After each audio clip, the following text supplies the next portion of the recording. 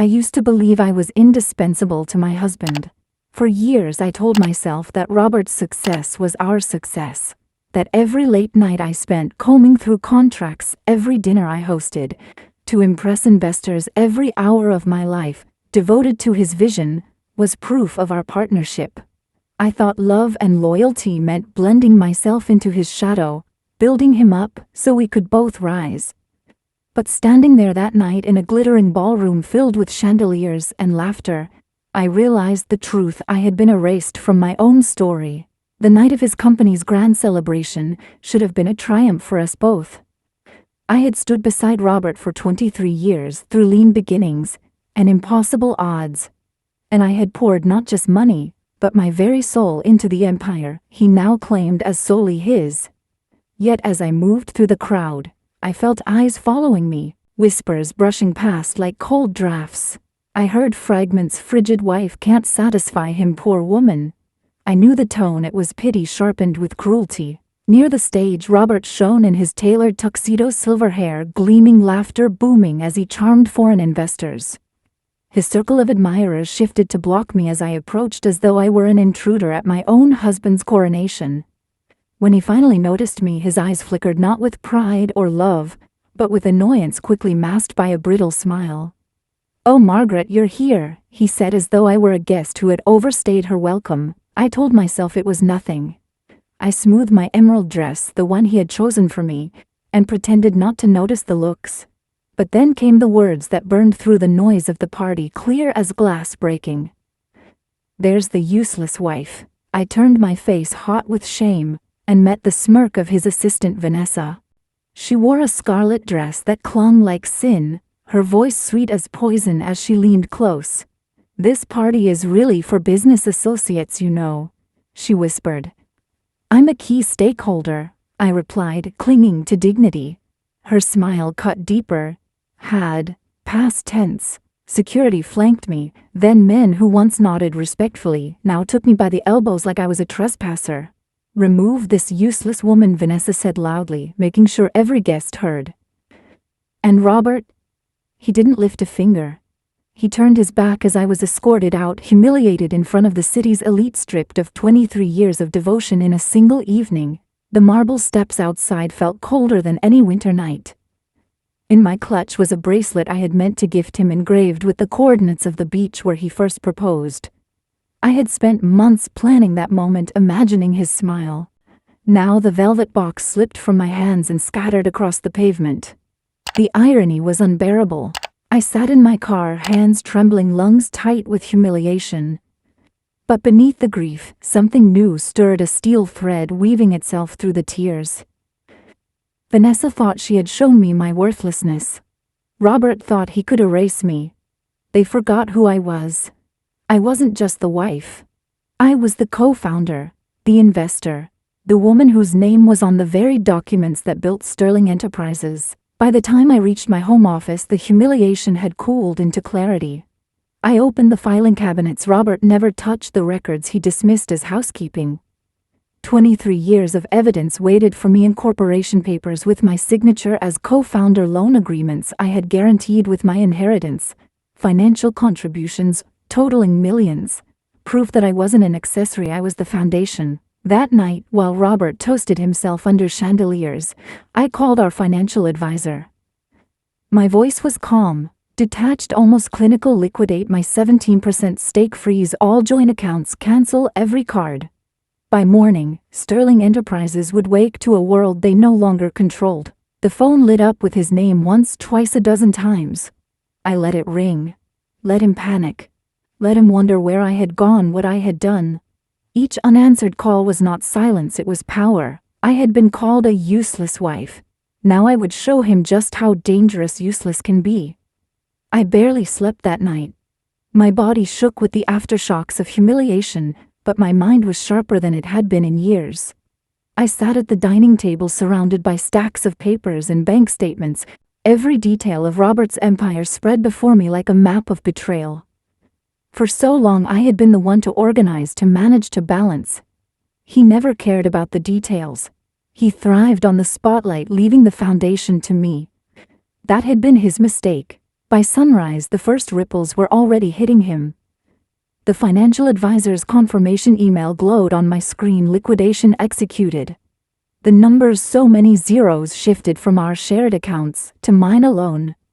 The joint accounts closed. Corporate cards declined. The company credit line he used to court investors and keep up appearances, frozen.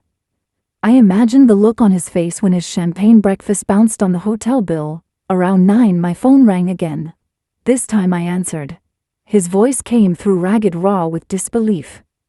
"Margaret, what the hell have you done?" I let him rage, let him spit accusations before I replied, calm and measured. "I cancelled everything, Robert. Everything you took for granted. Consider it a demonstration of just how useless I am." The silence that followed was delicious. Then came the desperation. "We can fix this. Just put the money back, we'll talk." But he wasn't begging for me. He was begging for his empire, his illusion. My stomach twisted with both sorrow and satisfaction. "You should have thought of that before you let them drag me out like trash." I ended the call before he could respond. By noon, word had spread. Investors who once clung to his every word now demanded explanations. Without my stake, Sterling Enterprises was unstable, vulnerable. Stocks trembled. And as I scrolled through the headlines, I saw my name appearing in articles for the first time, not as the wife of, but as co-founder, majority contributor, whistleblower. My voice, silenced for decades, finally echoed. But the sweetest moment came later, when Vanessa herself called me. Her tone was syrupy, brittle at the edges. "Margaret, let's be reasonable. This isn't good for anyone." I almost laughed. "You called me useless. Now you're calling me necessary. Which is it, Vanessa?" She faltered, her mask slipping just as Robert's had. "We can negotiate. I'm sure Robert didn't mean." "Save it," I cut in. "I'm done negotiating my worth. You both underestimated me. That was your first mistake. Your last was thinking I wouldn't fight back." I hung up, my pulse steady, my hands no longer shaking. For years I had been erased, ignored, belittled. Now Robert and his precious assistant were the ones scrambling in the dark. That night, alone in my quiet house, I poured myself a glass of wine. The reflection in the window was unfamiliar. A woman older, yes, lined with years of sacrifice, but also radiant with something fierce. I thought of all the times I had swallowed insults, all the moments I had told myself to be smaller, quieter, easier. That woman was gone. I wasn't just Margaret the wife. I was Margaret the reckoning. The following days unfolded like a storm he never saw coming. Robert had built his empire on charm, on the illusion of invincibility, but without my silent support, the walls collapsed brick by brick. Suppliers withdrew contracts citing instability. Investors pulled out, unwilling to risk capital on a man whose finances had just been gutted By his own wife. I watched it all play out from the quiet of my study, the very room where I once stitched together his dreams. Now it became my war room. Newspapers rang for statements, but I gave none. I didn't need to defend myself. The documents spoke louder than I ever could. Screenshots of bank transfers and corporation records with my name, signed, bold and clear, proof that every step of his climb had been cushioned by my sacrifice. The world finally saw what he had tried to erase. The calls from Robert shifted in tone. The first were filled with rage, accusations, profanity. By the third day, they softened into pleading. "Margaret, please, we can rebuild. Just think of our years together." I almost pitied him. Almost. But then I remembered the sneer in Vanessa's voice, the humiliation on those marble steps. His cold back turned as I was dragged away. My years had already been spent. There was nothing left to rebuild. One afternoon, I went for a walk through the city. People glanced at me differently now, some with curiosity, others with respect. A woman stopped me outside a cafe, her eyes wide. "You're her, aren't you? The wife who took it all back?" She squeezed my hand.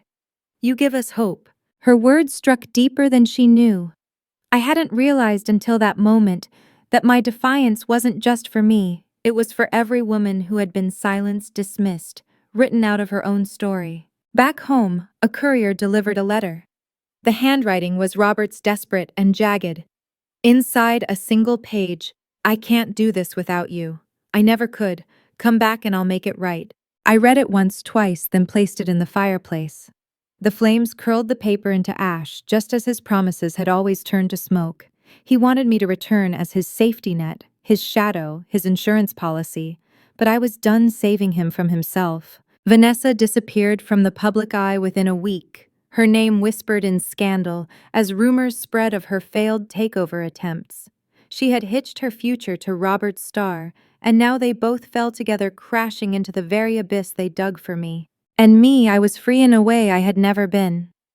I took long walks by the ocean, relearning the rhythm of my own breath. I visited art galleries, signed up for classes I had once abandoned to host Robert's endless dinners. Slowly, I pieced together the fragments of the woman I used to be, adding steel to every scar. But the sweetest moment of all came quietly, without spectacle. I was having coffee on the porch when my phone buzzed. It was a transfer notification. The funds from the liquidation had cleared completely, untouchable, mine alone. The number glowed on the screen not as a symbol of greed, but as proof of survival. Proof that when they called me useless, they had only revealed their blindness. I closed my eyes and let the sun warm my face. For the first time in decades, I felt the weight of freedom settle into my bones. No more waiting for validation, no more begging for scraps of acknowledgement. I had reclaimed not just the money, not just the company, but myself. Weeks turned into months, and the echoes of that night in the ballroom never fully faded. The tabloids had their feeding frenzy headlines, shifting from scandal to pity to admiration. But in the quiet corners of my life, I was simply learning how to live again. At first it was strange waking without the constant hum of Robert's demands, without the endless lists of tasks to prop up his world.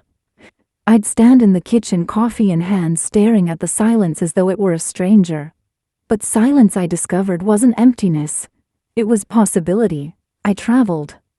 Alone for the first time in decades. I walked through cobblestone streets in Florence, lingered in Parisian cafes, watched sunsets over Santorini's cliffs.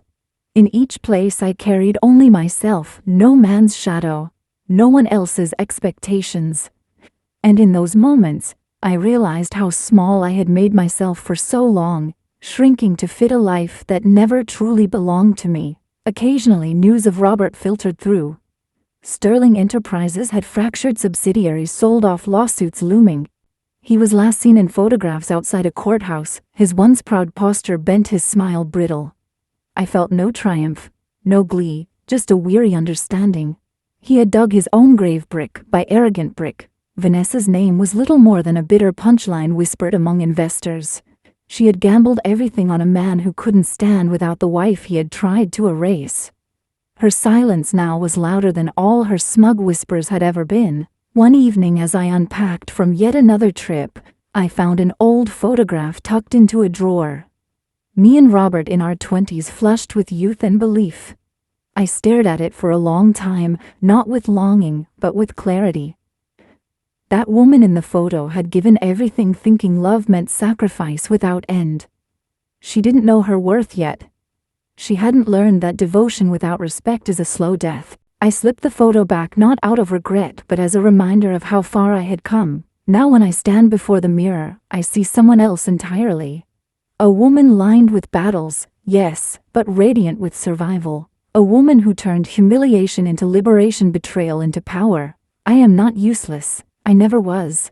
If you are hearing this, if you've ever been made to feel invisible, know this: your silence is not weakness. Your patience is not emptiness. One day you may find that the very things they mocked you for, the quiet, the endurance, the faith, will become the weapons of your freedom. My story is not about revenge, though it began that way. It's about reclamation. About stepping back into a life I nearly surrendered and finding that even broken pieces can form something beautiful, something unshakable. Thank you for listening to my story.